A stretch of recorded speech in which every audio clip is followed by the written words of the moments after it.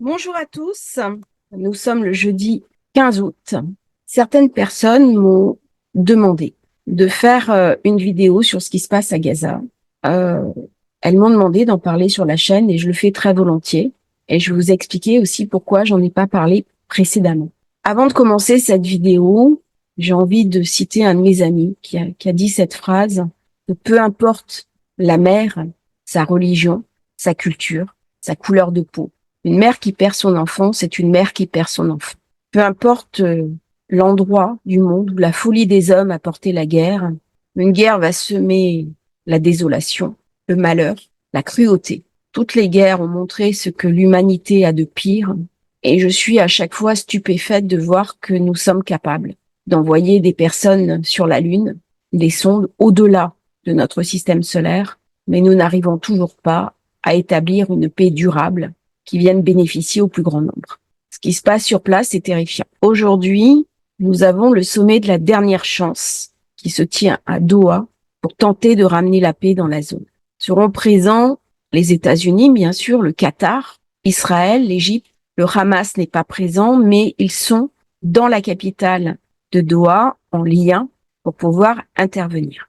Voilà la carte du jour. Je n'ai pas l'heure exacte de ce sommet, donc on va éviter de travailler avec les maisons et on parlera après du contexte de Gaza, de la Palestine et pourquoi je n'en ai pas parlé avant aujourd'hui.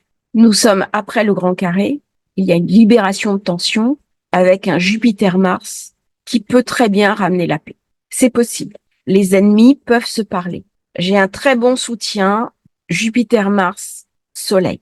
Mercure qui arrive dans le Lion, qui va être bientôt quasi mis au Soleil. Ce sont des aspects très puissants. J'ai un magnifique iode, Neptune, Pluton, Mercure. Des perspectives positives sont possibles avec une lune en Sagittaire. Par contre, dans la journée, la lune va passer en Capricorne. Elle va me parler des états. Elle va me parler d'un durcissement. Elle va me parler de ce carré Saturne, Jupiter, Mars. Nous avons vu, il est très dur. Neptune se trouve en degré anarète. Ça montre les idéologies, les idéologues, ceux qui, au nom d'une idée, sont prêts à tuer les populations civiles, quel que soit le côté de la barrière où ils se situent, quel que soit le pays où ils appartiennent. Que je me suis aperçue en voyageant, en allant à la rencontre des peuples du monde, dont je me suis aperçue aussi quand j'ai fait du Airbnb chez moi. J'ai reçu 75 nationalités. Nous avons tous, au fond de nous-mêmes, quelque chose de commun, des besoins d'amour, des besoins de paix, de la colère, parfois de la jalousie, de la rancœur. Nous avons souvent les mêmes aspirations. Les femmes du monde parlent d'aller au marché, de faire leurs courses. Les hommes du monde parlent aussi un langage assez commun. Alors certaines femmes ne vont plus au marché, mais vous comprenez l'idée. Il y a des valeurs communes, et ces valeurs communes peuvent s'épanouir au temps de paix. Il y a aussi une cruauté commune, et certains idéologues aiment à manipuler les opinions pour faire avancer une idée. Le sang, malheureusement, permet de faire avancer des idées. Le Moyen-Orient est quelque chose de très complexe. C'est une région du monde qui me fascine, que j'aime énormément, passionnément même, qui est d'une beauté à couper le souffle, d'une culture stupéfiante. C'est le berceau de l'humanité. La nourriture et les épices sont incroyables, mais c'est une région profondément complexe, très difficile à comprendre, très bigarrée, très ambiguë et aussi assez cruelle. Et du coup, c'est facile pour certains de simplifier le discours, que ce soit d'un côté ou de l'autre. Le Moyen-Orient, c'est complexe, les forces en présence sont complexes. Je vais vous donner un exemple qui va illustrer cette complexité. Comment je nomme la Cisjordanie? En France, on dit la Cisjordanie. Quand vous lisez Haaretz, le journal israélien, c'est la Judée-Samarie. Sur place, on dit la West Bank. Rien que dans le phrasé, il y a un message. Vous comprenez déjà la complexité.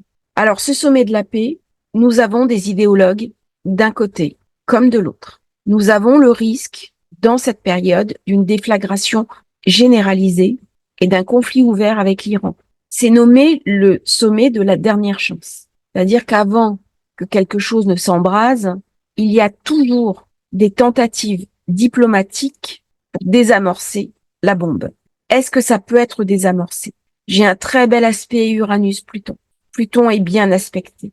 J'ai 2 craintes. Soleil en Lion qui me montre l'orgueil, la toute-puissance, renforcée par Mercure. Neptune en Arête, j'ai la possibilité de faire la paix. Est-ce que cette paix sera durable? C'est la question que je me pose. Je n'ai pas envie de faire de la mauvaise astrologie en extrapolant. Avec cette carte-là, c'est comme le Moyen-Orient, c'est tellement compliqué sur les tensions. C'est-à-dire carré Mars-Saturne, c'est très mauvais. Carré Jupiter-Saturne, c'est pas bon. Uranus contre Soleil, contre Mercure, non plus. Mais par contre, Jupiter-Mars peut décider de faire la paix. Pour une fois, je vais pas faire part de mon opinion. Je souhaite véritablement que c'est pour parler de paix aboutisse de manière favorable. Voilà ce que je pense. C'est l'intérêt de tous. Ce que je crains, c'est que Saturne, Mars, Jupiter, on est dans le coup de poignard dans le dos. Et certains ne veulent pas la paix. Pour faire la paix, il faut le vouloir. Et il y a des forces en présence qui n'y sont pas favorables. Alors, l'origine du peuple palestinien est assez complexe, très ancienne. C'était des tribus autour de la Méditerranée. Il y avait d'une part les Philistins, qui étaient le peuple de la mer. Leur présence est attestée 1208 ans avant Jésus-Christ, très très ancien. Et les Cananéens, une autre peuplade, terre de Judée. On en parle dans la Bible, aussi bien des habitants de Canaan que des Philistins. C'est l'Ancien Testament. C'est un des peuples les plus anciens du monde, au même titre que les Hébreux ou les Chinois. Les Égyptiens aussi, peuple très très ancien. Par contre, l'identité palestinienne, telle qu'elle se manifeste aujourd'hui, est relativement récente. Alors c'est un débat dans lequel je ne vais pas trop rentrer parce que trop politique, ça dépasse le cadre de cette chaîne dont le but est une information astrologique. Pourquoi je n'ai pas parlé avant ce jour du conflit qui se déroule sur place? Parce que je n'ai pas la carte. Je n'ai pas la carte. Nous avons au plan officiel la reconnaissance par l'État d'Israël de l'OLP. C'est la première carte qui existe. Et nous avons une carte, celle que vous êtes en train de voir devant vos yeux, qui est l'autonomie. L'autonomie avec une autorité palestinienne. Mais la carte n'est pas celle d'un État. Et c'est ça que je n'ai pas. C'est-à-dire comment je peux, avec des datas, imaginer un futur si je n'ai pas la carte d'un pays. Alors, on va regarder ce qui se passe sur cette carte d'autonomie. 4 mai 94, signature à Jérusalem, 8h55. La seule carte que je peux utiliser, ce sont les accords de Gaza-Jéricho, communément appelés les accords du Caire, qui ont été signés entre Yasser Arafat et Isaac Rabin le 4 mai 94, 8h55. C'est la carte que j'ai. Par contre, comme je l'ai dit précédemment, c'est un accord. Ce n'est pas la carte d'un pays. Ça veut dire que cette carte, elle ne peut pas refléter l'ensemble de ce qui se passe en ce moment sur place. Et c'est à cause de ça, l'État palestinien n'est pas reconnu officiellement, mondialement, en l'absence de cette reconnaissance. Il m'est absolument impossible de délivrer une information légitime en astrologie. Je suis désolée. C'est là où l'astrologie pose ses limites. C'est là où on doit être assez humble. Si on n'a pas les datas, c'est très difficile. C'est tout à fait impossible d'extrapoler.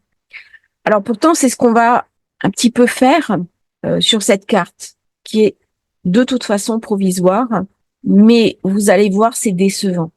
C'est décevant. Par contre, il y a une indication qui est intéressante. Je vais vous la faire apparaître après. Saturne sur Saturne. OK. Est-ce que ça explique une guerre? Non. Mars qui est en bélier, un côté très belliqueux. La nœud nord qui est passé dessus. Est-ce que ça explique une guerre? Un peu compliqué. Uranus sur nœud sud, opposé à Pluton au nœud nord. Là, j'ai une indication. En effet, cette configuration-là peut expliquer les événements qui se passent en ce moment. Chose de très dur, de très cruel et aussi de très karmique. Si je regarde les autres configurations, c'est assez pauvre. Le noir, le sud, j'ai pas vraiment mis à part cet aspect karmique Uranus-Pluton, de signifiant. Et c'est la raison pour laquelle je n'ai pas publié les datas. Par contre, là, je vais vous montrer quelque chose qui est intéressant. Si je rajoute les aspects à Chiron, Chiron qui est la douleur, Chiron qui se retrouve aussi en maison 3, je vais pas commenter cette position. Ceux qui font de l'astrologie comprendront ce que je dis. On arrive à quoi? Un grand carré, comme celui que nous avons eu hier, d'un grand carré à l'autre. On retrouve bien sûr Vénus, qui signe le Moyen-Orient. Alors Vénus, je vais voir à combien elle se trouve. 9 degrés. C'est un peu juste pour une conjonction en transit sur Jupiter-Mars. On est trop loin. Nœud sud, on est à 24. On est sur l'ancienne position d'Algol. Donc là, Uranus, ici, ok, ça justifie. Sauf qu'il ne fait pas partie du grand carré. Ça veut dire que on va chercher un accord d'équilibre, sortir, s'extraire de la souffrance. Mais de mon point de vue, le vrai problème, c'est Uranus nœud sud, la volonté de rester en arrière, la volonté de polariser quelque part l'attention et l'idée de la libération Pluton nœud nord. C'est des configurations très dures. C'est des configurations qui sont terribles. C'est des configurations très douloureuses. Alors, comme je l'ai dit, cette carte ne permet pas totalement de comprendre ce qui se passe sur place. J'ai une mise en miroir, mais je ne peux pas, dans cette carte, l'utiliser pour une projection et apporter une réponse positive à ces accords, les accords de Doha qui se tiennent en ce moment, savoir si ça va aboutir favorablement ou pas. J'espère de tout mon cœur que le Moyen-Orient s'apaise. Je suis peut-être un petit peu plus circonspecte au vu de cette semaine qui est assez chargée avec la pleine lune qui arrive, qui va venir me montrer quelque chose. Je vous remercie d'avoir suivi cet échange. J'espère qu'il vous aura intéressé. C'est un échange purement informatif. On va travailler l'astrologie. On regarde l'aspect politique uniquement sous l'angle astrologique. N'hésitez pas à liker, à vous abonner à la chaîne. Et vous avez aussi la newsletter gratuite tous les jours, ou presque. Aujourd'hui, je l'ai pas faite. J'ai fait un petit break qui arrive dans votre boîte aux lettres et qui vous donne des conseils pour vivre au mieux les aspects astrologiques et les transits difficiles. Belle journée à tous pour la paix. À bientôt sur Astrologie Facile.